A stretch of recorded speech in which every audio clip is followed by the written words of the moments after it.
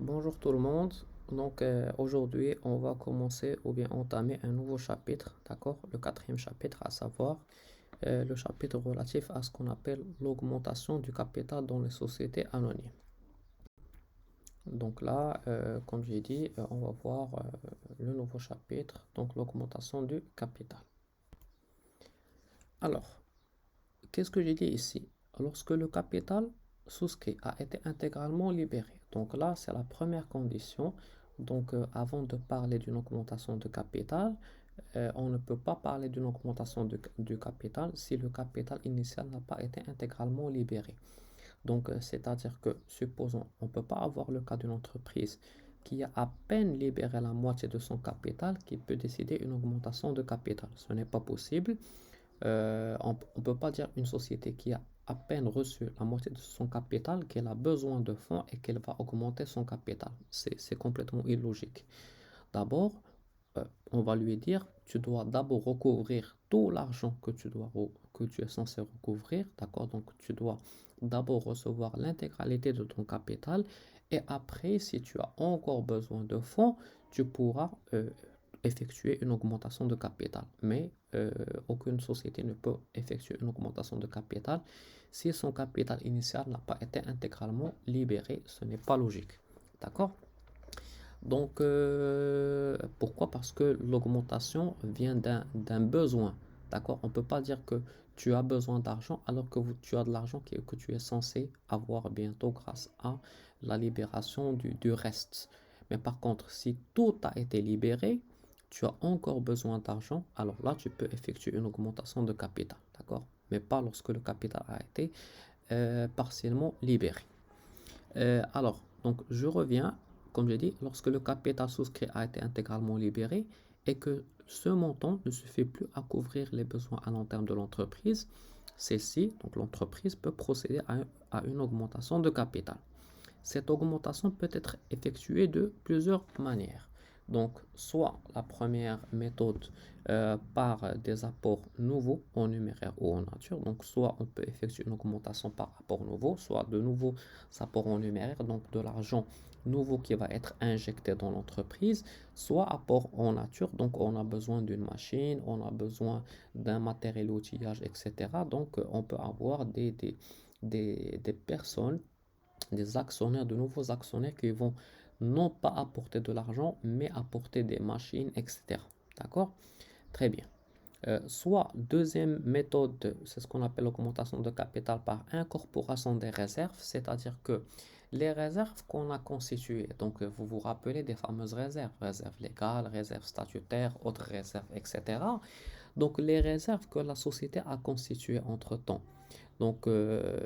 Normalement, après un certain moment, lorsque ce montant de réserve sera considéré comme étant un montant assez, très, très important, l'entreprise peut à n'importe quel moment réintroduire dans ses liquidités les montants bloqués au niveau des différentes réserves. D'accord? Donc l'entreprise peut disposer de l'argent des réserves, mais dans ce cas, elle doit donner normalement au vrai possesseur de cet argent quelque chose en contrepartie, donc des actions tout simplement. Pourquoi? Parce qu'il ne faut pas oublier une chose, c'est que normalement, si je n'avais pas constitué ces réserves auraient été distribuées sous forme de première dividende et super dividende. Mais puisqu'on a constitué des réserves, donc on a enlevé aux dividendes des actionnaires et on les a mis au niveau des réserves. Donc si on veut débloquer ces réserves, on doit donner à ceux à qui appartient cet argent quelque chose en contrepartie. Donc tout simplement, on va leur donner des actions gratuites. D'accord? Donc lorsqu'on effectue une augmentation de capital par incorporation des réserves, l'entreprise va disposer de l'argent qui est au niveau des réserves. Elle va prendre cet argent et en contrepartie, elle va donner aux actionnaires normalement des actions gratuites. En vérité, les actions ne sont pas gratuites. D'accord? Mais les actionnaires ne vont débourser aucun centime. Pourquoi? Parce qu'au lieu de leur donner de l'argent, au lieu de donner de l'argent aux actionnaires, on a décidé de leur donner des actions qui ont été financées grâce à l'argent qu'ils ont cumulé entre-temps. D'accord? Au niveau des réserves. Ce sont des actions qui sont considérées comme étant, entre parenthèses, gratuites pour les actionnaires, puisqu'ils n'ont déboursé aucun centime et ils ont reçu des actions. Soit, troisième possibilité, par conversion en actions de dette, donc je préfère le terme, soit par conversion des dettes en actions, d'accord? Donc convertir une dette en action, donc supposons que la société a une dette vis-à-vis d'une personne et qu'elle n'arrive pas à rembourser cette personne. Donc elle peut lui dire, écoutez, moi je veux bien vous rembourser, mais j'ai des difficultés. Par contre, si vous voulez, est-ce que vous êtes intéressé par les actions de mon entreprise?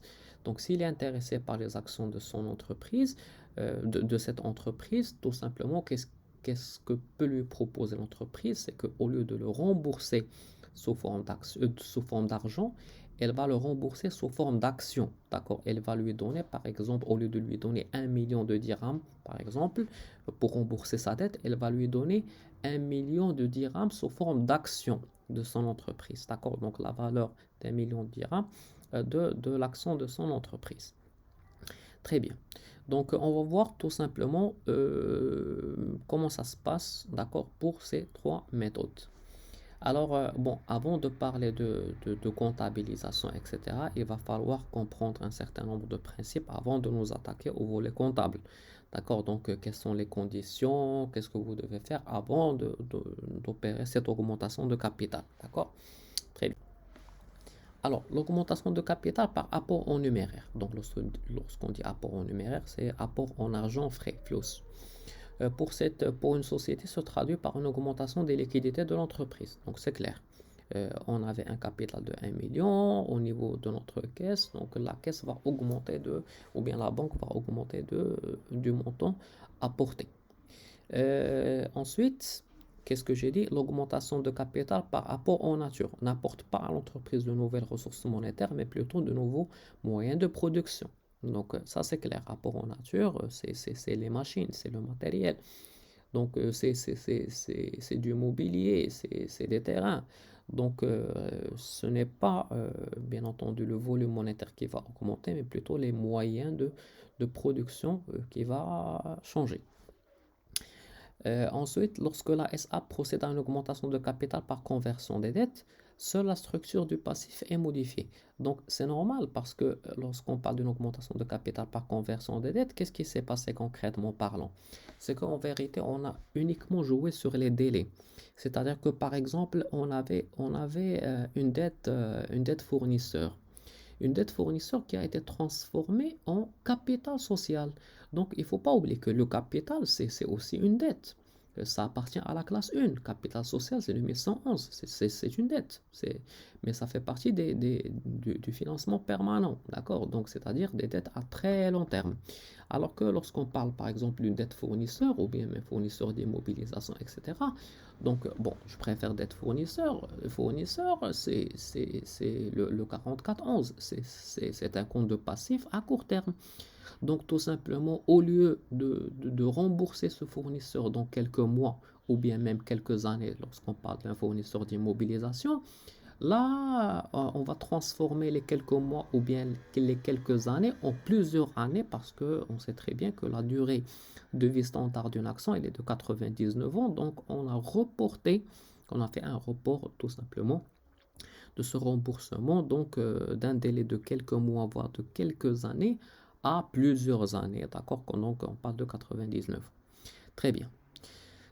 Donc là, tout simplement, on a joué uniquement sur la structure du passif. Donc on a transformé par exemple un passif circulant vers un passif à très long terme. C'est ce qu'on a fait concrètement parlant dans ce cas. Alors, ensuite, j'ai dit que l'augmentation de capital par incorporation des réserves, donc les fameuses réserves, est un simple jeu d'écriture qui consiste à réduire les comptes de réserve pour accroître le compte de capital social. Alors, ce qui se passe, c'est qu'il ne faut pas oublier une chose, c'est que les réserves se situent au niveau des capitaux propres, d'accord? Parce que lorsqu'on avait voulu, si vous vous rappelez, chercher quelle est la valeur mathématique, que ce soit intrinsèque ou bien comptable, on a commencé par les capitaux propres, moins l'actif fictif divisé par le nombre d'actions. Lorsqu'on avait dit dans les capitaux propres, on a en même temps le capital et on a en même temps les réserves. D'accord? Donc en vérité, les réserves font partie des capitaux et sont considérées comme étant des capitaux potentiels. Pourquoi on parle de capitaux potentiels? Parce que la seule issue de ces réserves, c'est tout simplement le fait de les débloquer et de les réintégrer au niveau du capital social. Donc, ils vont être intégrés au niveau du capital social, c'est juste une question de temps, d'accord? Donc là, c'est un simple jeu d'écriture qu'on va réaliser qui va faire que on va prendre les montants qu'on a au niveau des réserves et on va les mettre au niveau du capital. Mais lorsqu'on va les mettre au niveau du capital, concrètement parlant, qu'est-ce qui va se passer? C'est que cet argent ne sera plus bloqué, cet argent sera débloqué au profit de l'entreprise. Mais bien entendu, lorsqu'il sera débloqué au profit de l'entreprise, il ne faut pas oublier que cet argent n'appartient pas à l'entreprise. Ça, c'est l'argent des actionnaires. Donc, il va falloir absolument leur donner quelque chose en contrepartie. Donc, qu'est-ce qu'on leur donne? On leur donne des actions, d'accord, qui ont été financées grâce à ces différentes réserves. Très bien. Donc, qu'est-ce que je dis par la suite? Section 1, l'augmentation de capital par apport nouveau. Donc là, on va parler du premier type d'augmentation de capital, donc par apport nouveau. On va voir les conditions avant de nous attaquer je dirais, au schéma comptable. Qu'est-ce que j'ai dit ici? L'augmentation de capital par apport nouveau. Donc, lorsque je dis apport nouveau, c'est en numéraire et en nature. D'accord? Les deux sont considérés comme étant des apports nouveaux. Et apport nouveau, c'est-à-dire qu'on va apporter de nouveaux moyens de financement. D'accord? Ou bien un nouveau matériel, etc. Alors que lorsqu'on parle de l'augmentation de capital par incorporation des réserves, ça, ce ne sont pas de nouveaux moyens de financement qui ont été intégrés dans l'entreprise. Non, ça c'est de l'argent ancien. D'accord? Donc c'est quelque chose qui existe déjà dans l'entreprise, mais qui est bloqué. Alors que lorsqu'on parle d'apports nouveaux, non, ça ce sont des apports qui n'existent pas. De nouvelles choses qu'on va intégrer au niveau de l'entreprise, que ce soit de l'argent, donc on parle d'apports nouveaux en numéraire, ou bien de moyens de fonctionnement, d'accord? Donc, on parle de matériel, donc matériel outillage, matériel informatique, mobilier, etc. Alors, l'augmentation de capital par apport nouveau peut être effectuée soit exclusivement en numéraire, donc l'argent liquide, soit en nature, soit l'apport pouvant comprendre aussi une part en numéraire, donc soit en numéraire, soit en nature, soit les deux, d'accord? C'est pas le plus important. La décision d'augmentation de capital doit être prise dans une assemblée générale extraordinaire. Donc ça, c'est extrêmement important. Pourquoi? Parce que on avait déjà parlé des assemblées générales. On avait dit qu'il y a deux assemblées générales ordinaires, obligatoires, que l'entreprise doit tenir chaque année. Obligatoire, donc deux assemblées générales ordinaires. Ça, ce n'est pas une option, c'est une obligation et le nombre, il est de 2. Chaque assemblée générale ordinaire a un objectif précis. Celle de la moitié de l'année, donc vers la fin du mois 6, début mois 7, c'est quoi son objectif? C'est la validation de la distribution des bénéfices. Donc pour pouvoir distribuer les bénéfices réalisés durant l'année précédente. D'accord? Donc pour valider et commencer à distribuer les bénéfices. Et celle qui se trouve à la fin de l'année, d'accord? Tout simplement, son objectif, c'est quoi? C'est de voir ce qui s'est passé au niveau du tissu productif de l'entreprise et de valider les nouvelles politiques que l'entreprise doit adopter pour, bien entendu, continuer sur la bonne voie. Mais ce qui se passe, c'est que parfois, dans le marché, on peut avoir des choses, des événements qui se déclenchent qui font qu'on a besoin de prendre des décisions le plus rapidement possible. Et quand il y a urgence, on ne peut pas attendre une assemblée générale ordinaire, donc on peut déclencher une assemblée générale extraordinaire. D'accord? Pour les assemblées générales extraordinaires, on peut effectuer autant d'assemblées générales extraordinaires qu'on désire. D'accord? En fonction de nos besoins. Et l'augmentation de capital en fait partie, d'accord? Parce que lorsqu'on veut décider une augmentation de capital, c'est parce qu'il y a un besoin imminent. Donc on ne peut pas attendre la date d'une assemblée générale d'une assemblée générale ordinaire parce que peut-être qu'il sera trop tard. Donc là, on a besoin de prendre une décision rapidement. C'est pour ça que j'ai dit que la décision d'augmentation de capital doit être prise dans une assemblée générale extraordinaire. Donc là, vous devez le retenir. Les statuts doivent être modifiés en conséquence. Donc c'est normal parce que lorsque vous effectuez une augmentation de capital, le montant du capital va changer. L'actionnariat va changer. Les nouveaux actionnaires, est-ce qu'ils vont avoir les mêmes droits que les anciens actionnaires? Ça, c'est une question qui se pose. Est-ce que c'est le même type d'action qu'on a créé? C'est une autre question qui se pose. Donc là, ce qui se passe, c'est qu'il y a un certain nombre de détails qui va changer et qui va faire que les statuts ou bien les anciens statuts ne seront plus valables. Donc, on va devoir modifier les anciens statuts pour avoir des statuts qui représentent la nouvelle réalité de l'entreprise en question. Donc, comme j'ai dit, modifier en conséquence, ce qui entraînera des formalités à accomplir identiques à celles relatives aux opérations de constitution de la société. Donc, ce qui se passe concrètement parlant, c'est que euh, les, les formalités de constitution, je dirais que on va les recommencer quasiment à zéro. D'accord? Donc, on est censé tout refaire. Certificat de dépôt, je dirais la réalisation des statuts, le paiement des droits d'enregistrement et de timbre, etc. Très bien.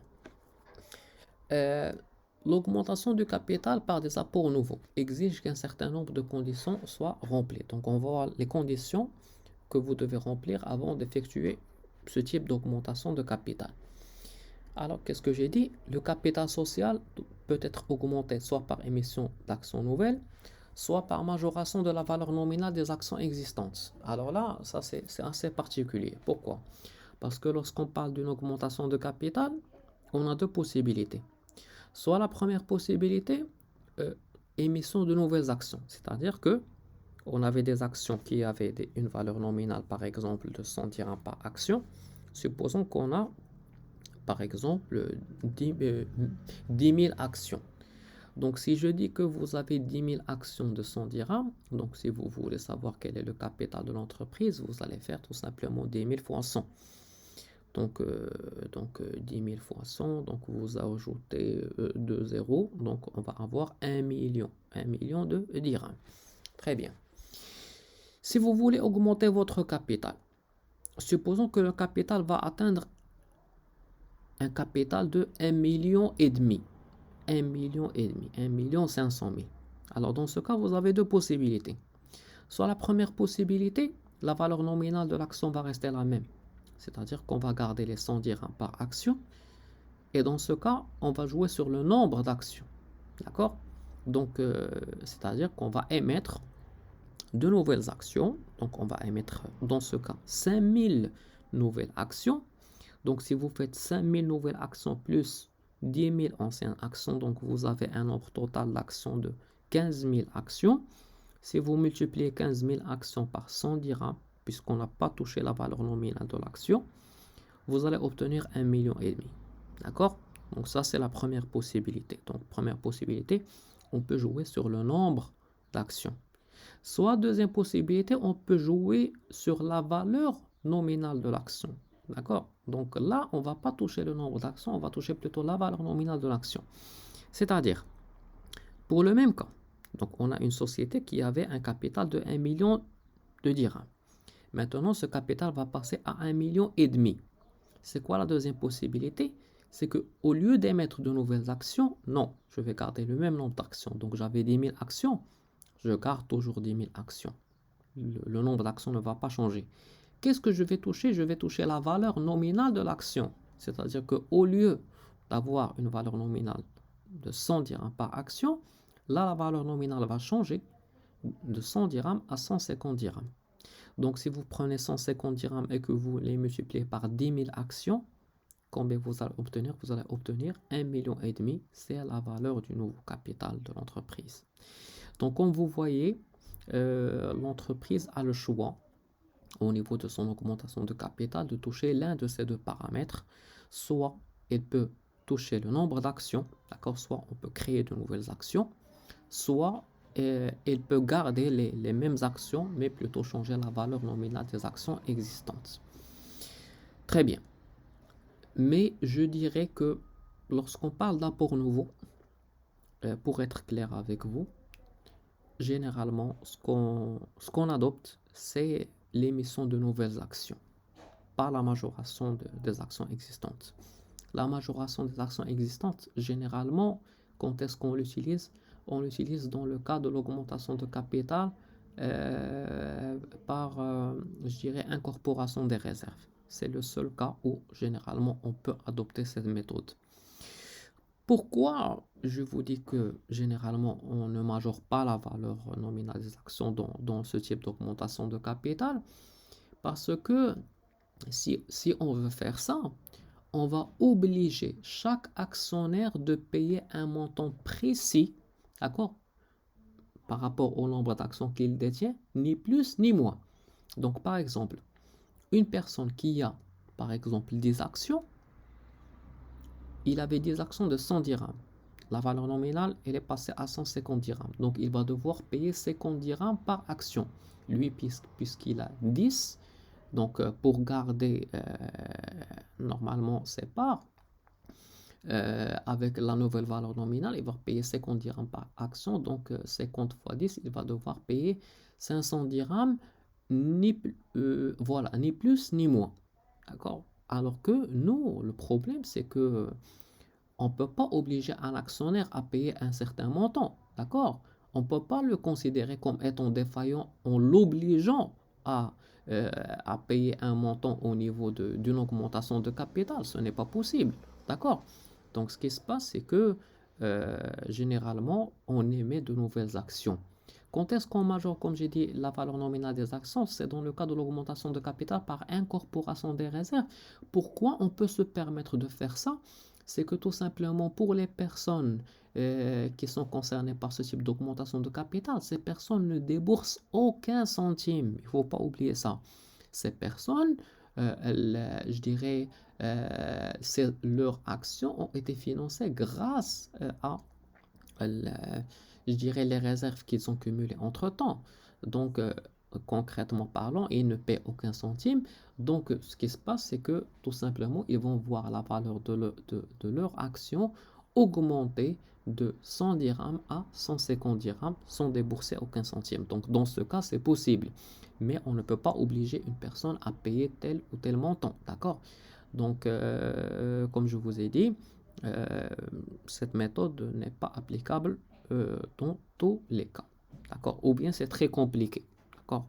Pour être logique.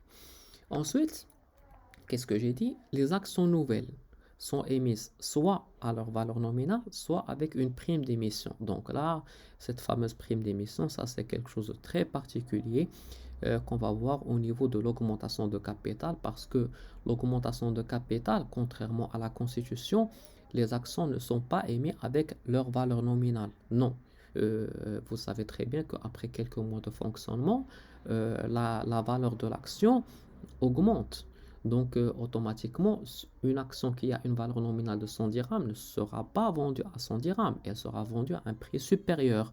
D'accord? Donc, il y aura une prime qui naîtra. D'accord? Un supplément que le monsieur qui va acheter la nouvelle action va payer. C'est ce qu'on appelle une prime d'émission. Donc, on va voir ce que c'est que cette prime d'émission. Et cette prime, ce n'est pas forcément la valeur de l'action. Non, vous allez voir ce que je veux dire par là. Le capital, alors là, le point qui se trouve par la suite, le capital doit être souscrit intégralement et après libération intégrale du capital. Donc là, le nouveau capital doit être souscrit intégralement dans les nouveaux statuts. Et comme j'ai dit, on ne peut pas parler d'une augmentation de capital si le capital initial n'a pas été intégralement libéré. Donc on ne peut pas parler d'une augmentation de capital si le capital n'est pas intégralement libéré. C'est très important parce que comme je vous ai dit, l'augmentation c'est dû à un besoin, par exemple en argent.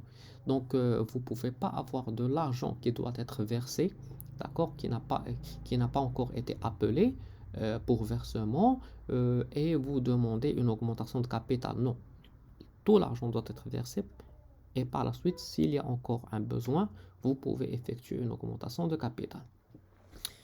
Par la suite, qu'est-ce que j'ai dit? L'augmentation doit être réalisée dans un délai de 3 ans à dater de l'Assemblée qui l'a décidé ou autorisé. Donc, bien sûr, lorsque je dis l'Assemblée générale, c'est l'Assemblée générale extraordinaire. C'est elle qui décide l'augmentation de capital. Donc, lorsqu'elle la décide, normalement, elle a un délai de 3 ans pour effectuer l'augmentation en question. Si le délai de 3 ans euh, est dépassé, donc automatiquement, on va devoir passer une nouvelle décision. D'accord? Très bien. Ensuite, qu'est-ce que j'ai dit?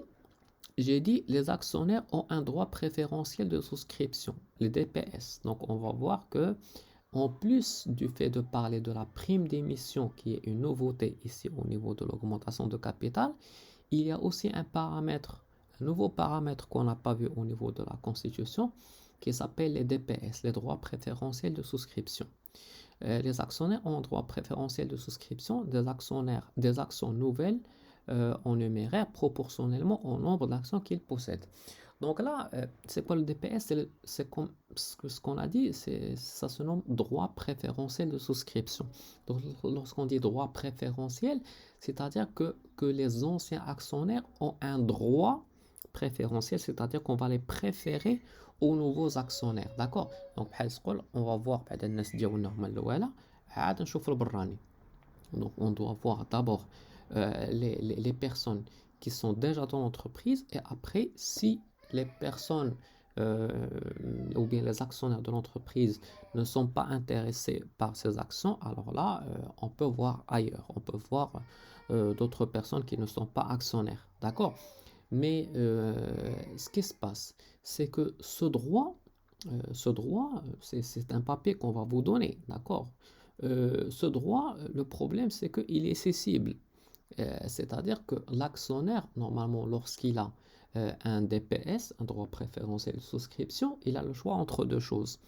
Soit il peut l'exécuter et donc acheter de nouvelles actions, soit il peut ne pas l'exécuter, mais il peut le céder. D'accord? Il peut carrément le vendre à une personne qui est intéressée par les actions de l'entreprise en question. D'accord? Donc, c'est comme une sorte de droit d'accès. D'accord? C'est comme un billet pour accéder à un marché. D'accord? Par exemple, vous voulez entrer dans une foire ou bien dans une exposition. D'accord? Vous voulez entrer dans cette exposition, mais pour entrer dans cette exposition, vous avez besoin d'un ticket d'entrée. D'accord? Le ticket d'entrée, c'est quoi? C'est le DPS. Si vous avez le DPS, vous pouvez entrer et acheter les produits. Par contre, si vous ne disposez pas de DPS, même si vous avez de l'argent pour acheter les produits qui sont à l'intérieur, si vous n'avez pas le ticket d'accès, vous ne pouvez pas entrer acheter quoi que ce soit. D'accord? Donc, on peut dire que, en quelque sorte, c'est comme ça. C'est que le DPS, c'est un ticket qui vous permet d'acheter, d'accord, les actions qui ont été émises au niveau de l'augmentation de capital. D'accord? Mais on va voir que pour acheter une nouvelle action, vous n'avez pas forcément besoin d'un seul DPS. Peut-être qu'il va vous falloir un certain nombre de DPS. D'accord? Peut-être 2, 3, 4 DPS ou bien même un DPS peut vous donner le droit d'acheter 2 ou 3 actions. D'accord? Donc on va voir comment, grâce à un calcul, savoir combien de DPS vous devez disposer pour acheter une nouvelle action ou bien pour avoir le droit d'acheter une nouvelle action. D'accord? Très bien. Donc ensuite, qu'est-ce que j'ai dit? Pendant la durée de souscription, ce droit est négociable ou cessible. Donc c'est ce que j'ai dit tout à l'heure, c'est que les DPS sont cessibles, on peut les revendre dans les mêmes conditions que l'action elle-même. C'est-à-dire que quand vous pouvez acheter une action, vous pouvez acheter un DPS, un droit préférentiel de souscription. Alors vous allez me dire, monsieur, pourquoi on va chercher à acheter ce DPS? Eh bien, c'est très simple. C'est que si vous achetez un DPS, vous avez la garantie d'avoir l'action en question. Alors que si vous n'avez pas de DPS, vous pouvez souscrire pour acheter une nouvelle action. mais rien ne garantit que vous allez pouvoir l'acquérir. Pourquoi?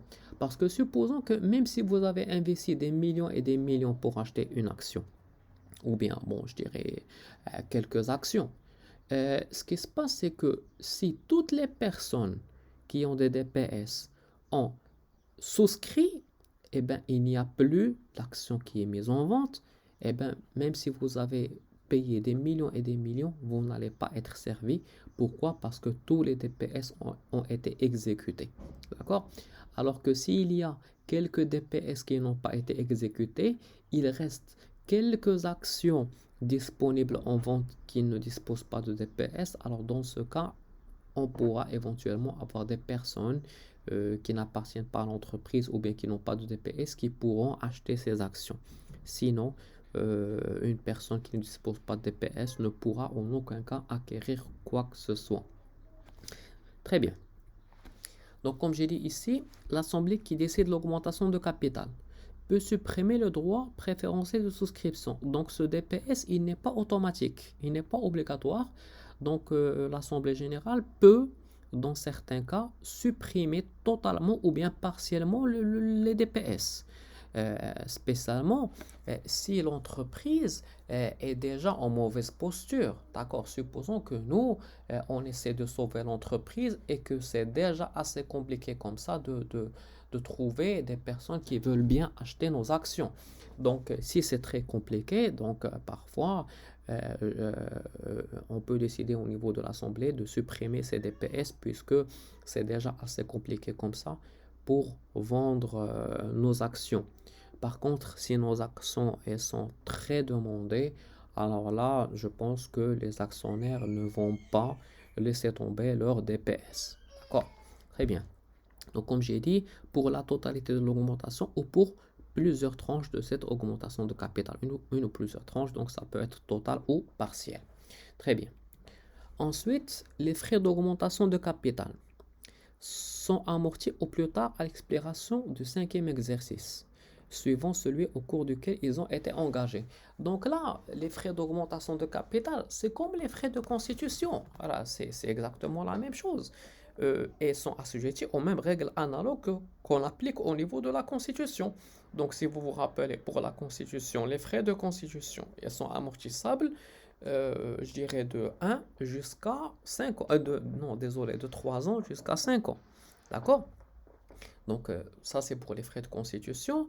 Donc, pour l'augmentation de capital, c'est la même chose. Eux aussi, ils sont amortissables sur une durée entre 3 et 5 ans sans prorata temporis, bien entendu. Donc, vous vous rappelez de ça, c'est que même pour un jour, on comptabilise l'amortissement de l'année en entier.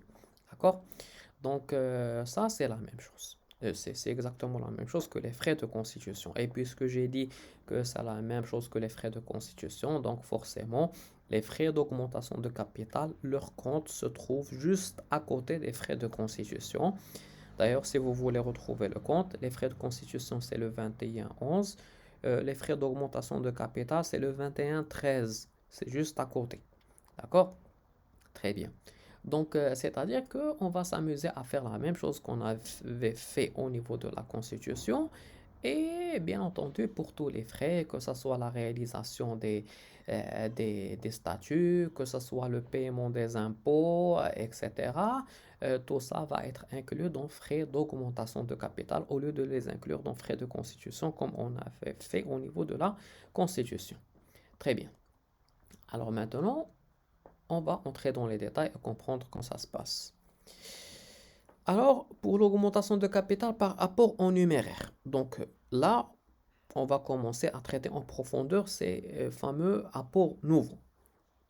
Donc pour l'augmentation de capitaux par apport en numéraire, l'objectif c'est quoi? Objectif c'est que les nouveaux apports en numéraire permettent d'accroître les ressources propres de l'entreprise et d'augmenter son fonds de roulement. Donc c'est clair, c'est de l'argent. D'accord? Très bien. Quelles sont les conditions nécessaires pour effectuer ce type d'augmentation de capital? Donc, par rapport au numéraire. Déjà, la première condition, on l'a dit et on l'a redit plusieurs fois. C'est-à-dire qu'on ne peut pas effectuer une augmentation de capital si le capital initial n'a pas été intégralement libéré. Donc ça, c'est la condition qu'on l'a dit et on l'a redit plusieurs fois. Donc là, première condition, l'ancien capital doit être entièrement libéré. Donc ça, c'est la première condition. Deuxième condition, la libération minimale des apports est fixée par la loi à un quart de la valeur nominale à la souscription. Le solde est à libérer dans un délai de 3 ans. Donc là, c'est exactement la même chose qu'on avait vu au niveau, bien entendu, de la Constitution. C'est-à-dire qu'on parle à nouveau d'une libération minimale par tranche de un quart. D'accord? Donc le minimum légal, c'est un quart. Donc on libère par tranche de un quart sans dépasser un délai de 3 ans. Et bien entendu, là, je parle du cas de la SA. Comme j'ai dit, on va se concentrer sur le cas de la SA parce que c'est le cas le plus complet. La SARL, c'est la même règle avec 5 ans, tout simplement. Très bien. Mais faites très attention aux mots que j'ai utilisés. Qu'est-ce que j'ai dit? J'ai dit la libération fixée par la loi à un quart de la valeur nominale de l'action. La valeur nominale, attention, je n'ai pas dit de la valeur de l'action. Parce que, comme j'ai dit tout à l'heure, par exemple, une action qui a une valeur nominale de 100 dirhams va être vendue à peut-être 150 dirhams. D'accord? Une valeur nominale 100 dirhams va être vendue à 150 dirhams. Là, le 1 quart que vous allez libérer, le minimum légal, c'est le 1 quart de 100 dirhams, pas de 150 dirhams. D'accord? Donc, le 1 quart de la valeur nominale. Nous, on l'a acheté à 150. La valeur nominale, c'est 100. Donc, le 1 quart de 100 dirhams. Donc, vous allez payer 25 dirhams. Donc, ça, c'est la première chose. Sans dépasser un délai de 3 ans. Ça, c'est le minimum légal. Et regardez ce que j'ai dit par la suite. La prime d'émission doit être libérée intégralement à la souscription. Donc, qu'est-ce qu'on entend par la prime d'émission? C'est toute la partie qui dépasse la valeur nominale. Donc, dans ce cas, j'ai dit que l'action a été vendue à 150 dirhams. La valeur nominale de l'action, elle est de 100 dirhams. Donc, la prime, dans ce cas, elle est de combien? La prime, elle est de 50 dirhams. D'accord? La prime, elle est de 50 dirhams. Qu'est-ce que je vous ai dit ici? La prime, elle est intégralement libérée avec 50 dirhams. On ne parle pas des 50 dirhams, mais 50 dirhams doivent être payés dans leur intégralité. D'accord? Donc, vous devez payer 50 dirhams dans leur intégralité. Et qu'est-ce que vous pouvez libérer par tranche de 1 quart? C'est la valeur nominale.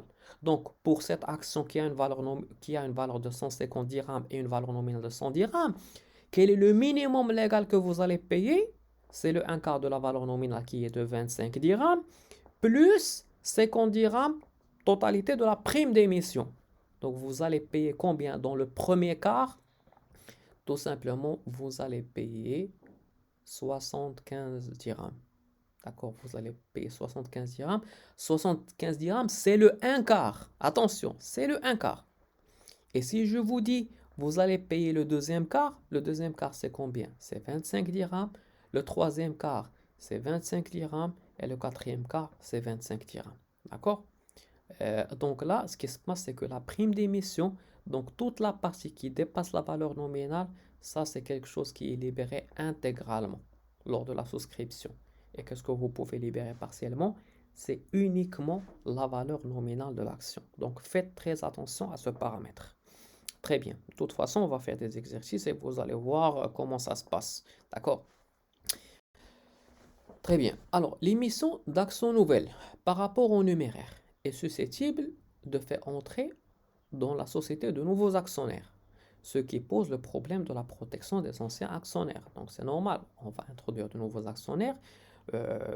Les anciens actionnaires, normalement, doivent être protégés vis-à-vis des nouveaux actionnaires. Les anciens doivent être protégés vis-à-vis des nouveaux. Donc, les anciens actionnaires, qu'est-ce qu'ils ont fait? Au début, ils ont investi dans une société, point d'interrogation. Au début, ils ont subi des pertes. Ils ont souffert pour commencer à dégager des bénéfices. Donc, ce qui se passe lorsque il y a une nouvelle ou bien un nouvel actionnaire qui va entrer dans l'entreprise, il ne peut pas avoir les mêmes prestiges que l'ancien actionnaire. Pourquoi? Parce que l'ancien actionnaire, il a souffert, il a bataillé pour arriver à la situation actuelle. Eh bien, tout simplement, le nouvel actionnaire va devoir payer un prix qui est nettement supérieur par rapport à l'ancien actionnaire lorsqu'il avait commencé à zéro dans l'entreprise.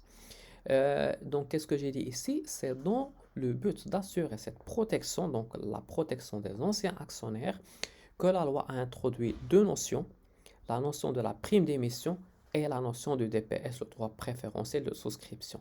Donc là, ce qui se passe, c'est qu'il y a deux phénomènes qui protègent les anciens actionnaires. C'est quoi? Premièrement, c'est la prime d'émission. Pourquoi? Parce que peut-être que la valeur nominale de l'action, le premier jour, l'action a été achetée à 100 dirhams, mais maintenant, monsieur, désolé, l'action ne vaut plus 100 dirhams. Maintenant, l'action vaut 150 dirhams. Donc, vous avez une prime supplémentaire de 50 dirhams que vous allez payer pour avoir les mêmes droits des anciens actionnaires qui ont payé 100 dirhams à la base. Donc là, vous voyez bien qu'il y a un surplus, il y a une surcotation qui est la prime d'émission qui va être subite par les nouveaux actionnaires. Donc ça, c'est le premier paramètre. Et deuxième paramètre, deuxième protection dont disposent les anciens actionnaires, c'est quoi? C'est le DPS, le droit préférentiel de souscription. Donc, c'est-à-dire le ticket d'entrée pour acheter de nouvelles actions. C'est-à-dire qu'on va donner la priorité aux anciens actionnaires. Si les anciens ne désirent pas souscrire dans les nouvelles actions, ces droits soit peuvent être revendus, d'accord, à une tierce personne, soit tout simplement il va les exécuter et acheter les nouvelles actions. Très bien. Mais dans tous les cas, il aura la priorité sur un nouvel actionnaire. Très bien. Alors, qu'est-ce que j'ai dit ici? La protection des anciens actionnaires. Donc là, on va parler de ces deux protections, d'accord? Donc, je vais commencer déjà par la prime d'émission, d'accord? Alors, on va parler de deux notions, la notion du prix d'émission et de la prime d'émission. Alors, ce que j'ai dit ici, le prix d'émission représente la somme versée à la société par un actionnaire pour acquérir une nouvelle action. Donc, le prix de l'action, c'est le prix que vous allez payer pour acheter la nouvelle action en question. Ça, c'est clair. Donc, dans le cas que je vous ai donné tout à l'heure, c'est 150 dirhams. Ces actions nouvelles peuvent être émises soit à leur valeur nominale VN, soit majorées d'une prime d'émission. Alors, généralement, comme je vous ai dit, c'est majoré d'une prime d'émission parce que la valeur augmente avec le temps. Mais il se peut que si l'entreprise n'a pas vraiment évolué entre-temps ou bien l'entreprise a énormément de difficultés, que cette valeur n'a pas augmenté entre-temps, d'accord? Ou bien que l'augmentation de capital a eu lieu beaucoup trop rapidement. D'accord? L'entreprise n'a pas encore démarré, on est toujours en cours de démarrage et on a eu besoin d'argent et tout simplement on a dû effectuer une augmentation de capital. D'accord? Donc supposons que le capital initial a été intégralement libéré dès le départ et on s'est rendu compte que ce n'est pas suffisant et on a effectué une augmentation de capital juste quelques mois après la constitution. C'est possible. D'accord? Donc, tant que le capital a été intégralement libéré, on peut demander une augmentation de capital. C'est parfaitement possible. Et dans ce cas, il n'y a pas vraiment une prime d'émission qui est née entre-temps. Donc, ce que j'ai dit, sont majorés d'une prime d'émission. Très bien. Alors, la fixation du prix d'émission a eu lieu entre deux limites. Alors, ce que vous devez savoir, c'est que lorsque l'entreprise désire vendre ses actions, le prix qu'elle choisit, ce n'est pas la valeur du marché. D'accord? Et c'est ça l'erreur que croient plusieurs personnes. Donc, il y a pas mal de personnes qui croient que lorsque une société désire vendre ses actions, elle les vend avec le prix du marché, avec la valeur du marché. C'est archi faux. Généralement, lorsqu'une entreprise vend ses actions au niveau de l'augmentation de capital, euh, elle les revend avec un prix qui est généralement inférieur à la valeur du marché ou bien inférieur à la valeur réelle de l'action en question. Et ça, vous allez le voir immédiatement dans un schéma pour bien comprendre ce qui se passe. Regardez ce que j'ai dit ici. Pour les seuils tolérés dans le cas de l'augmentation de capital, le seuil minimal fixé par la loi, c'est la valeur nominale de l'action. C'est-à-dire que la valeur minimale à laquelle vous pouvez vendre vos actions, ça c'est la loi. Vous ne pouvez pas revendre des actions avec une valeur qui est inférieure à la valeur nominale. Non, c'est impossible. D'accord? Donc le minimum légal, c'est la valeur nominale des actions. Vous ne pouvez pas revendre une action avec une valeur inférieure à la valeur nominale de l'action. Pourquoi? Sinon, vous allez léser les anciens actionnaires. D'accord? Donc là, le minimum légal, le minimum du prix avec lequel vous pouvez vendre vos actions, c'est la valeur nominale de l'action en question. Très bien. Ça, c'est le minimum légal. Et le maximum, je dirais pas que c'est un maximum légal, mais c'est un maximum que vous devez prendre en considération. Sinon, tout simplement, personne ne va acheter vos actions. C'est quoi le maximum? Le maximum est déterminé par la valeur réelle ou la valeur boursière du titre. Donc, vous ne pouvez pas vendre avec une valeur qui est supérieure à la valeur réelle ou bien la valeur boursière d'un titre. Sinon, qu'est-ce qui se passe? Supposons que vous avez une action qui est cotée en bourse à 300 dirhams. Supposons. Et supposons que l'entreprise désire effectuer une augmentation de capital et que cette même entreprise vend ou bien revend ses actions à 400 dirhams par action. Donc, cette entreprise qui va vendre ses actions à 400 dirhams par action, eh bien, tout simplement, personne ne va acheter ses actions. Pourquoi personne ne va acheter ses actions? Toute personne qui désire ces actions va tout simplement se retourner vers la bourse et il va les acheter quand il le veut à 300 dirhams, tout simplement, au lieu de payer les 400 dirhams désirés par l'entreprise.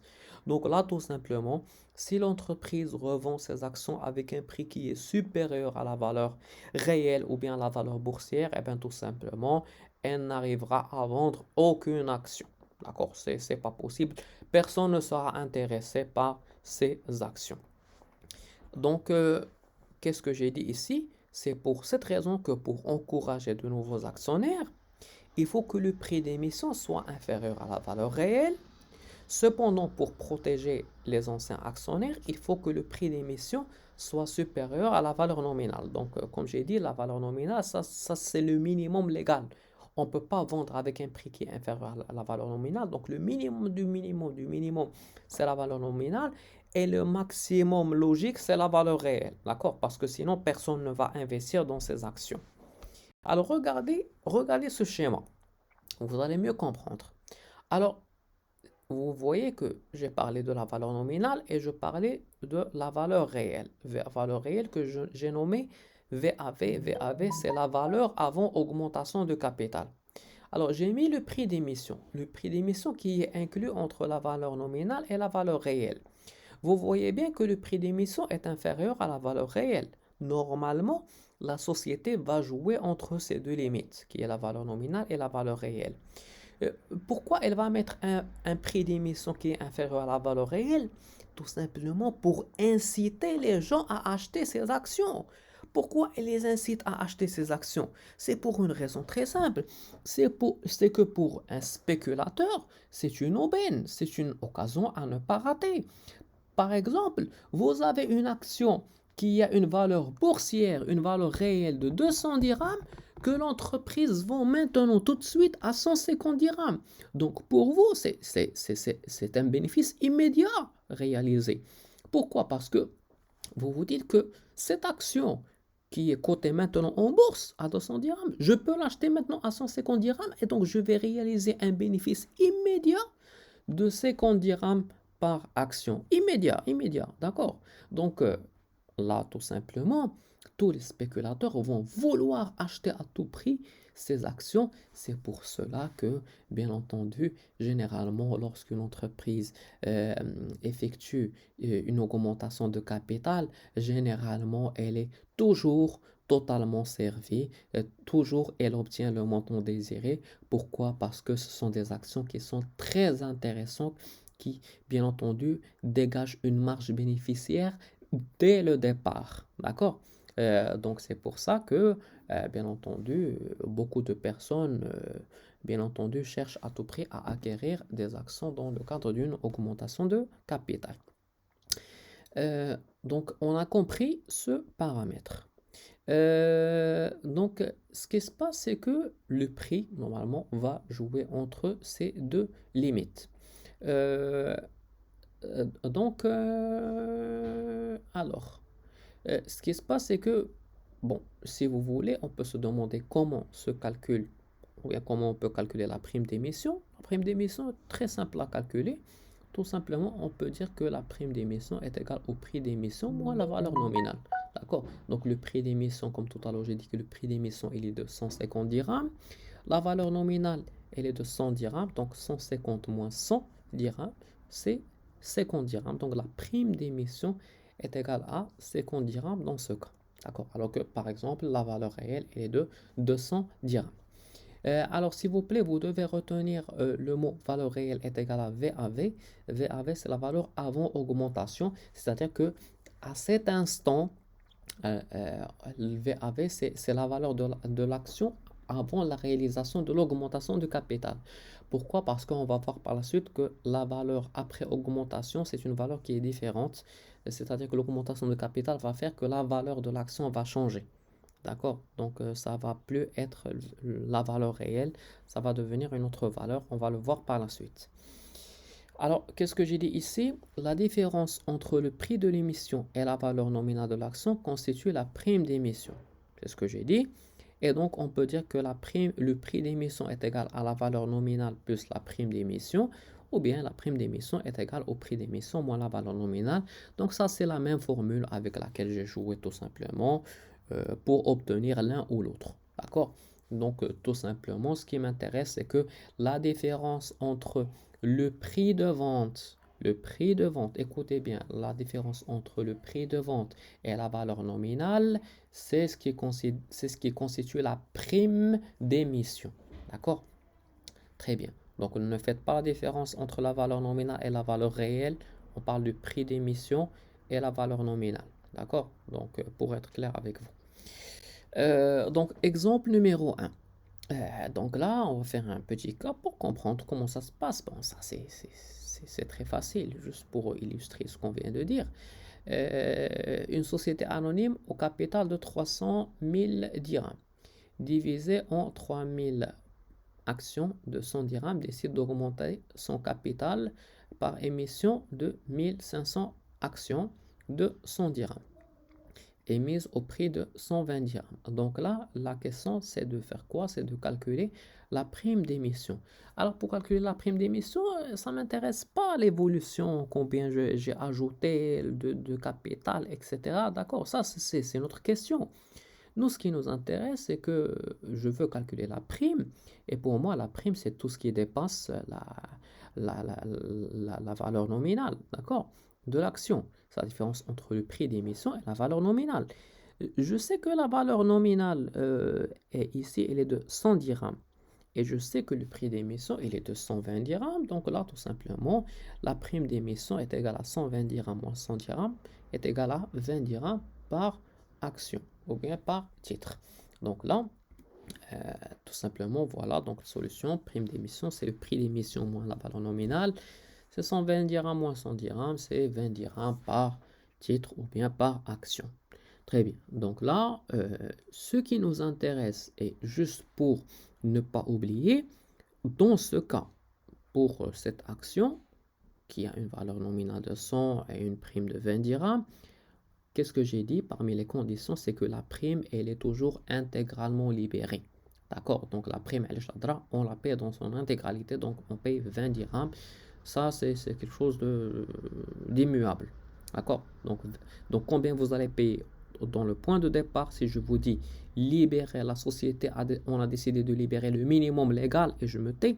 Le minimum, c'est le 1 quart, mais de la valeur nominale. Donc le 1 quart de 100, ça va nous donner 25. et la prime elle est intégralement libérée, la question ne se pose même pas. Donc, puisque la prime elle est de 20 dirhams, donc on va faire 20 plus 25, ça va nous donner 45 dirhams. D'accord? Donc, au début, vous allez payer 45 dirhams, mais dans le deuxième quart, vous allez payer 25, troisième quart 25 et quatrième quart 25. Très bien. Donc ça, c'est en ce qui concerne le prix et la prime d'émission. Donc maintenant, je pense que vous avez compris ce qu'on entend par prix et prime d'émission. Maintenant, on va passer au deuxième paramètre qui est le DPS, le droit préférentiel de souscription. Donc comment on le calcule? Alors, pour le deuxième paramètre, ou bien deuxième protection qu'il y a au niveau, bien entendu, qu'on a au niveau des actions, c'est ce qu'on appelle le DPS. Alors, qu'est-ce que j'ai dit ici? Pour garantir l'équité ou bien l'égalité entre les actionnaires, les anciens actionnaires et les nouveaux actionnaires, euh, ou bien plutôt pour protéger les anciens actionnaires par rapport aux nouveaux, il a été instauré le mécanisme du droit préférentiel de souscription. Concrètement parlant, c'est quoi? La loi accorde aux anciens actionnaires une priorité. Donc, ils sont prioritaires, c'est un droit prioritaire, priorité pour souscrire aux nouvelles émissions d'actions. Ce droit préférentiel peut être soit exercé par les anciens actionnaires, donc soit ils vont les exécuter et acheter les nouvelles actions, soit vendu si ceux-ci ne souhaitent pas participer à l'opération d'augmentation de capital. Donc, il peut être vendu carrément, d'accord, pour, comme j'ai dit, un nouvel actionnaire qui désire acheter des actions, ou bien il peut même être vendu à un ancien actionnaire qui ne dispose pas assez de DPS pour acheter le nombre d'actions qu'il désire. Alors maintenant, on va passer au calcul du DPS. Donc on a dit que le DPS se calcule de deux manières. Soit le DPS, on fait que le DPS est égal à la valeur réelle avant augmentation, soit ce qu'on a nommé VAV, la valeur avant augmentation, moins la valeur après augmentation, c'est-à-dire VAP. Donc là, ce qu'on constate, c'est que lorsqu'on met le VAV moins VAP, la valeur avant augmentation moins la valeur après augmentation, là, le résultat, il est positif. Attention, il est pas négatif. Pourquoi? Parce que la valeur après augmentation, elle est inférieure à la valeur avant augmentation. Pourquoi? Parce que l'augmentation de capital a comme effet d'augmenter le nombre d'actions. Or, immédiatement, pour un même bénéfice distribué, lorsque vous avez plus d'actions, automatiquement le bénéfice par action est moins important et donc automatiquement la valeur est moins importante. Donc c'est pour ça que, comme je vous ai dit, la valeur après augmentation est toujours inférieure à la valeur avant augmentation. Alors comme j'ai dit, le DPS peut se calculer de deux manières, soit VAV moins VAP, ça c'est la première méthode, soit deuxième méthode, le DPS est égal à VAV qui est la valeur avant augmentation, moins PE qui est le prix d'émission, le taux multiplié par N' sur N plus N'. Donc lorsqu'on met N', c'est le nombre des nouvelles actions, d'accord, les nouvelles actions émises, et N, c'est le nombre des anciennes actions. Donc lorsqu'on divise par N plus N', c'est-à-dire c'est le nombre total des actions après augmentation du capital. Alors là, on a ces deux méthodes, mais je vais vous dire une chose. C'est que la méthode la plus simple d'utilisation, c'est la deuxième méthode, malgré les apparences. Parce que d'apparence, on a l'impression que la première méthode, elle est plus simple parce que c'est juste un paramètre moins un paramètre. C'est la valeur avant augmentation moins la valeur après augmentation. Mais le problème, c'est quoi dans cette formule? C'est d'obtenir la valeur après augmentation. Donc, ce n'est pas si aisé d'obtenir cette valeur parce qu'il va falloir faire un tableau, faire des calculs pour l'obtenir. Donc, ce n'est pas quelque chose qu'on obtient automatiquement. Alors que lorsqu'on prend la deuxième méthode, VAV moins PE multiplié par N' sur N plus N', alors là, ce qui se passe, c'est que, bien entendu, normalement, c'est des données directes dont vous disposez que vous allez appliquer et vous allez trouver directement la valeur du DPS. Très bien. Bon, alors là, on a parlé de la valeur du DPS, c'est-à-dire que le DPS, par exemple, le fameux ticket, à quelle valeur? C'est-à-dire à quelle valeur je vais vendre mon ticket d'entrée. D'accord? Donc, si je trouve que le DPS est égal à 20, ça veut dire que chaque DPS a une valeur de 20 dirhams.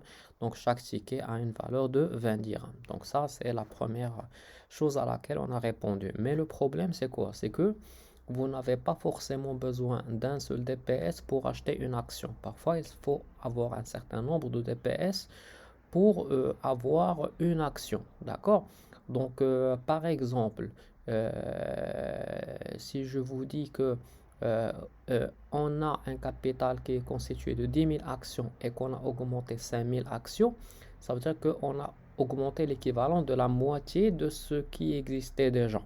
D'accord? Donc, on avait 10 000, maintenant on a ajouté 5 000. Donc, qu'est-ce que ça veut dire concrètement parlant? Ça veut dire que chaque personne qui détient deux anciennes actions a le droit d'acheter une nouvelle action. D'accord? Donc, concrètement parlant, c'est ça. Donc, pour une personne qui dispose de 10 actions, il a la possibilité d'acheter 5 nouvelles actions, dont la nouvelle augmentation du capital. Donc, pour connaître combien vous devez donner d'actions pour obtenir combien d'actions, vous devez calculer ce qu'on appelle le rapport de souscription. Donc, le rapport de souscription, tout simplement, comment on le calcule? On met N' sur N, c'est-à-dire le nombre des nouvelles actions divisé par le nombre des anciennes actions. Et normalement, vous allez trouver une fraction. Vous allez garder la fraction telle qu'elle est, donc vous allez la simplifier au maximum et vous allez garder la fraction de telle manière à avoir quelque chose que vous pouvez, bien entendu, interpréter. Alors, regardez ce qui se passe tout de suite. Donc là, j'ai parlé du rapport de souscription. Donc, comme j'ai dit, pour le calculer, tout simplement, c'est N' sur N. Donc, par exemple, dans ce cas, le cas que vous avez devant vous, donc on a un N qui est égal à 10 000 actions et un prime est égal à 2000 actions. Donc, pour calculer le rapport de souscription, on va mettre N' sur N. C'est 2000 sur 10 000. Donc, en simplifiant, on va avoir 1 sur 5. 1 sur 5, vous allez le garder tel qu'il est. Donc, on peut l'interpréter comme ça. Donc, 1 sur 5 pour nous, qu'est-ce que ça veut dire? Ça veut dire que pour avoir le droit d'acheter une nouvelle action, donc ce que vous avez au niveau du numérateur, vous devez disposer de 5 DPS ou bien de 5 anciennes actions, c'est ce que vous avez au niveau du dénominateur. D'accord? Donc pour avoir le nombre d'actions que vous avez au niveau du numérateur, vous devez disposer du nombre d'actions que vous avez au niveau du dénominateur ou bien vous devez disposer des DPS que vous avez au niveau du dénominateur. Donc, par exemple, le cas de tout à l'heure, j'ai dit 10 000 actions, 5 000 actions, d'accord, 10 000 actions, 10 000 anciennes actions et on a ajouté 5 000 actions. Donc, on va faire tout simplement N' sur N, c'est-à-dire 5 000 divisé par 10 000. Donc, 5 000 divisé par 10 000, ça va nous donner 1 sur 2. C'est-à-dire que pour avoir le droit d'acheter une nouvelle action, ce que vous avez au niveau du numérateur, vous devez disposer de deux anciennes actions ou bien disposer de deux DPS. D'accord? Très bien. Donc, c'est ça ce que ça veut dire. Donc là, tout ça pour vous dire que, attention, le DPS en lui, à lui tout seul ne signifie rien du tout. Donc, pour que le DPS ait un sens, on doit le lier avec le rapport de souscription. D'accord? C'est les deux. Les deux ont un sens. C'est-à-dire que, en supposant que si vous avez trouvé que le DPS est égal à 5 dirhams, et que le rapport de souscription est égal à 1 sur 5. Donc il faut 5 tickets d'entrée de 5 dirhams pour avoir le droit d'acheter une action. Donc, puisque chaque DPS a une valeur de 5 dirhams, donc 5 fois 5, c'est 25. Ça veut dire que vous allez devoir payer 25 dirhams de DPS pour avoir le droit d'acheter une nouvelle action. Bon, ça c'est pour le nouvel actionnaire, pour un actionnaire qui n'était pas là, d'accord, pour un actionnaire qui n'a aucun DPS. Alors que pour les anciens actionnaires, ces DPS, ils ne les ont pas achetés. Ces DPS leur appartiennent, d'accord? Donc lorsqu'il a, par exemple, 5 anciennes actions, 5 anciennes actions est égal à 5 DPS. D'accord? C'est ça ce que ça veut dire. Pour chaque action, il obtient un DPS. Donc, ce monsieur a entre les mains 5 DPS. Donc, puisqu'il a 5 DPS, il peut acheter l'action, tout simplement, sans payer la valeur du DPS. Donc, il va payer uniquement la valeur de l'action. Donc, vous voyez bien qu'il y a une vraie protection des, des, des anciens actionnaires par rapport au nouveau. Le nouvel actionnaire va devoir payer le DPS alors que l'ancien ne va payer rien du tout au niveau du DPS. Il va payer uniquement la valeur de l'action. Donc, forcément, il va l'acheter moins cher. Très bien. Donc, comme j'ai dit, ce rapport signifie que pour souscrire une nouvelle action, il faut disposer de 5 anciennes actions. Et comme à chaque action, il est rattaché un DPS, donc il faut disposer de 5 DPS. Donc, c'est normal, chaque ancienne action est égale à 1 DPS. Donc, si vous avez 100 actions, vous avez 100 DPS, ainsi de suite. Très bien. Alors maintenant, on va faire un petit cas pour comprendre comment ça se passe. Supposons que le prix d'émission d'une nouvelle action est fixé à 170 dirhams et que la valeur nominale de l'action est 100 dirhams et que la valeur réelle de l'action est 220 dirhams. Donc, lorsque je dis valeur réelle, c'est valeur réelle ou bien valeur avant augmentation de capital, c'est la même chose. Donc là, vous voyez qu'on a vendu l'action à 160 dirhams. C'est un prix qui est inclus entre les 200 dirhams, 220 dirhams qui est la valeur réelle et entre 100 dirhams qui est la valeur nominale. Si un nouvel actionnaire désire acheter une action, il va devoir payer normalement deux choses. Première chose, il va payer le prix de la nouvelle action. Donc ça, c'est quelque chose d'intangible, quelque chose qu'on ne peut pas toucher. Donc il va payer en premier lieu 160 dirhams. Plus quoi? Plus 5 DPS à un ancien actionnaire. Donc, il doit chercher un ancien actionnaire qui détient 5 DPS pour acheter ces fameuses actions. Donc, pourquoi j'ai dit 5 DPS? Là, je me réfère au rapport de souscription qu'on avait énuméré tout à l'heure. Donc, tout à l'heure, lorsqu'on avait fait le calcul, entre parenthèses, pour le cas qu'on a devant nous, donc on avait pris l'hypothèse qu'en quoi n' est égal à 2000 et n est égal à 10 000. Donc, on a obtenu un rapport de souscription est égal à 1 sur 5, c'est-à-dire qu'il faut disposer de 5 DPS pour acheter une nouvelle action. Très bien. Donc, on a besoin de 5 DPS. Mais le problème, quelle est la valeur de ces DPS? D'accord? Donc, la valeur du DPS est égale à combien tout simplement? On a dit que le DPS est égal à VAV moins PE multiplié par N' sur N plus N'. VAV c'est la valeur avant augmentation. Donc ici dans l'exercice, la valeur avant augmentation c'est 220 moins PE, c'est le prix d'émission. On l'a vendu à quel prix? On l'a vendu à 160 dirhams, donc 220 moins 160 multiplié par N' sur N plus N'. N', c'est le nombre des nouvelles actions. Donc, puisqu'on s'est basé sur le fameux rapport souscription 1 sur 5, N' 2000 et N, c'est 10 000. Donc, c'est 2000 N' sur N plus N' qui est 10 000 plus 2000, c'est 12 000. Très bien. Donc, ce qui s'est passé, c'est qu'on a calculé le DPS et on a trouvé dans ce cas que le DPS est égal à 10 dirhams. Très bien. Donc, regardez bien. Le nouvel actionnaire va devoir payer 160 dirhams autant que les anciens actionnaires qui désirent acheter une nouvelle action. Mais en plus de ça, il va devoir payer 5 DPS, dont chaque DPS a une valeur de 10 dirhams. Donc, il va devoir payer 5 fois 10, 5 DPS de 10 dirhams l'unité, donc 5 fois 10, donc il aura un supplément de 50 dirhams à débourser en plus. Donc, ce qui se passe, c'est que le nouvel actionnaire va payer 5 fois 10 plus 160 est égal à 220 dirhams. Donc là, ce qui se passe concrètement parlant, c'est que 220 dirhams, c'est le prix que va payer le nouvel actionnaire contre 160 dirhams que va payer l'ancien actionnaire. Mais quel que soit le cas, qu'est-ce qu'on remarque et qu'est-ce qu'on constate, c'est que la valeur réelle, elle est toujours supérieure à cette valeur que va payer le nouvel actionnaire. Donc pour le nouvel actionnaire, ça reste quand même intéressant d'acheter cette action puisque il a acheté à 210 dirhams une action qui a une valeur de 220 dirhams. Donc tout ça pour vous dire que même en payant certaines charges, donc l'entreprise, bien entendu, calcule les choses de telle manière à ce que la valeur payée soit toujours inférieure à la valeur réelle. Comme ça reste toujours intéressant de souscrire dans cette action. Très bien. Donc maintenant, on va passer à un cas beaucoup plus élaboré.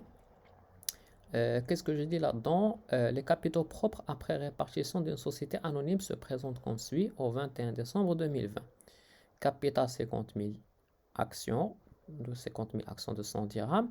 Donc, si on prend 50 000 fois 100 dirhams, donc on obtient 5 millions. On a 12 millions de réserves et on a un report à nouveau de 3 millions de dirhams. Le 10 février 2021, la société procède à une augmentation de capital en numéraire par émission de 10 000 actions de même valeur nominale. Donc là, on sait que on a augmenté le nombre d'actions au prix d'émission de 280 dirhams. Donc là, le travail à faire, c'est de calculer la valeur du DPS. Alors, là, exprès, ce que je vais faire, c'est que je vais calculer le DPS des deux manières, d'accord? Donc, VAV moins VAP et le DPS est égal à VAV moins PE multiplié par N' sur N plus N'. Et vous allez vous rendre compte que c'est beaucoup plus intéressant d'adopter la deuxième méthode qui est une méthode directe, contrairement à la première méthode dans laquelle vous devez chercher la valeur après augmentation, bien entendu, que vous obtenez grâce à un calcul intermédiaire. Très bien. Alors, déjà, là, le problème, c'est quoi? C'est que normalement, pour calculer la valeur, normalement, on a besoin de VAV moins VAP, la valeur avant augmentation. Mais le problème ici, on a émission de 10 000 actions. 10 000 actions, c'est N'. Au prix de 280, ça c'est PE, le prix d'émission. J'ai le N, parce que j'ai dit que le capital social, c'est 50 000 actions. Donc, j'ai le N. Donc, j'ai le N, j'ai le N', j'ai le PE. Mais si vous cherchez bien dans l'exercice, je n'ai pas parlé du VAV, la valeur avant augmentation. Alors, déjà, c'est un problème parce que ce soit la première ou bien la deuxième méthode, vous avez besoin de la valeur avant augmentation.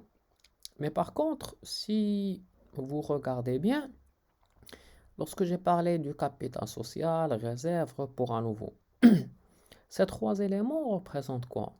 Ces trois éléments représentent tout simplement les capitaux propres de l'entreprise. Ah, donc puisque ces éléments représentent les capitaux propres de l'entreprise, quel est l'élément dans lequel normalement on utilise les capitaux propres de l'entreprise? C'est tout simplement les différentes méthodes d'évaluation par l'approche patrimoniale, donc la fameuse VMC. Valeur mathématique comptable, très bien. Parce que la valeur mathématique comptable, elle nous permet d'obtenir quoi? Elle nous permet d'obtenir la valeur de l'action. Donc la valeur de l'action maintenant. Et maintenant, on n'a pas encore effectué une augmentation de capital.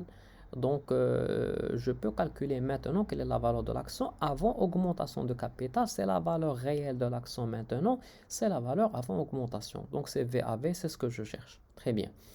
Donc puisque je n'ai pas parlé je dirais, d'actifs fictifs, les immobilisations en non-valeur, ça veut dire qu'ils ont été déjà complètement amortis. Puisqu'on travaille avec les valeurs nettes, ils sont complètement amortis, donc ils ont atteint une valeur de 0. Donc on ne va pas les inclure dans nos calculs. Très bien, donc tout simplement, c'est les capitaux propres moins l'actif fictif qui sont dans ce cas 0, puisque je n'ai pas donné d'informations là-dessus. Donc on suppose que c'est complètement amorti, divisé par le nombre d'actions, et le nombre d'actions ici, les deux, 50 000 actions. D'accord, donc c'est avant augmentation, attention. Donc là, tout simplement, on va faire 5 millions plus 12 millions plus 3 millions divisé par 50 000 actions et on va obtenir la valeur avant augmentation du capital. Donc là, ça c'est le point de départ. Donc VAV est égal à 5 millions plus 12 plus 3 divisé par 50 000 est égal à 400 dirhams. Donc là, on sait que la valeur avant augmentation, elle est de 400 dirhams. Alors que ces mêmes actions, leur prix d'émission, on les a vendues à 280 dirhams. Très bien.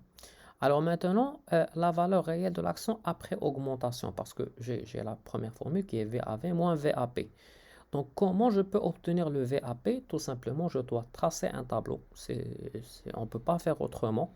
On va faire exactement comme ce qu'on a fait au niveau de la comptabilité analytique. C'est-à-dire que on a les cases habituelles qui sont les quantités préunitaires montants. Mais ici, lorsqu'on parle des quantités des titres, c'est le nombre des titres. Le prix unitaire, c'est la valeur unitaire, c'est le prix unitaire de l'action. Et le montant, c'est la valeur globale, le montant total ou bien la valeur globale de l'action en question. Alors, par la suite, les éléments qu'on aura, c'est quoi? C'est la composition du capital. On va parler de l'ancienne action, les nouvelles actions et après augmentation, qu'est-ce qui se passe? Donc, pour les anciennes actions, combien? On avait 50 000 actions. 50 000 actions d'une valeur unitaire de combien? Attention, lorsque je dis avant augmentation, c'est juste le moment avant augmentation. D'accord? On ne parle pas de la constitution, ça n'a rien à voir. D'accord? Donc là, la valeur de cette société, c'est tout simplement avant augmentation, les 400 dirhams par action. Donc tout simplement, on va prendre 50 000 fois 400, donc est égal à 20 millions. Donc ça, c'est la valeur globale de l'entreprise actuellement, maintenant, là, tout de suite, avant augmentation. D'accord? Et comme je dis, avant augmentation, c'est juste avant l'augmentation. C'est pas il y a 10 ans ou bien 20 ans. Non, c'est juste avant l'augmentation. Par la suite, deuxième élément, qu'est-ce qu'on va mettre? On va mettre les nouvelles actions. Donc, qu'est-ce qui s'est passé au niveau des nouvelles actions? Donc, on a émis un N' qui est de 10 000 actions. Donc, on a vendu 10 000 actions euh, au prix de 290 dirhams.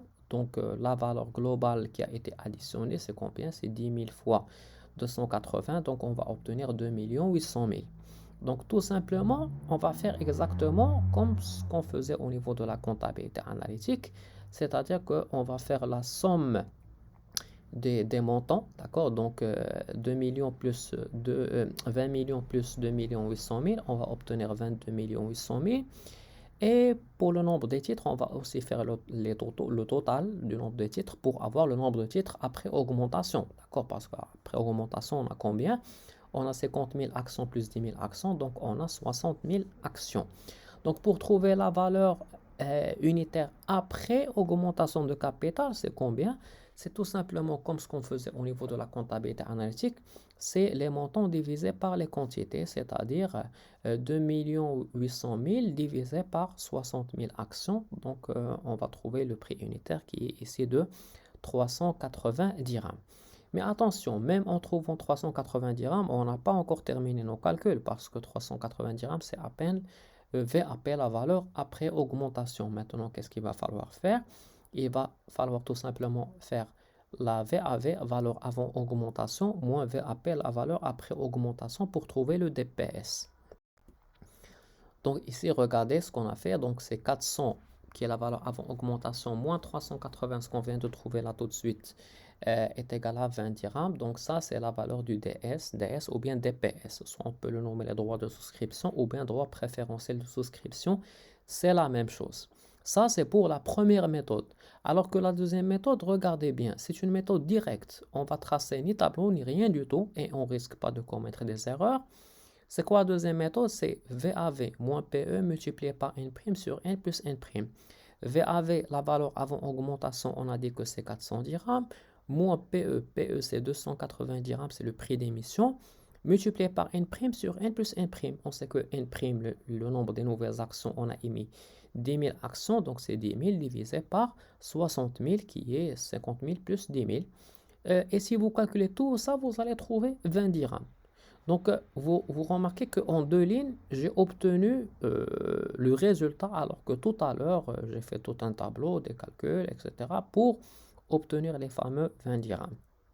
Donc, puisqu'on a obtenu le même résultat, ça veut dire que c'est juste et que les deux formules, bien entendu, dégagent le même résultat, quelle que soit la formule utilisée.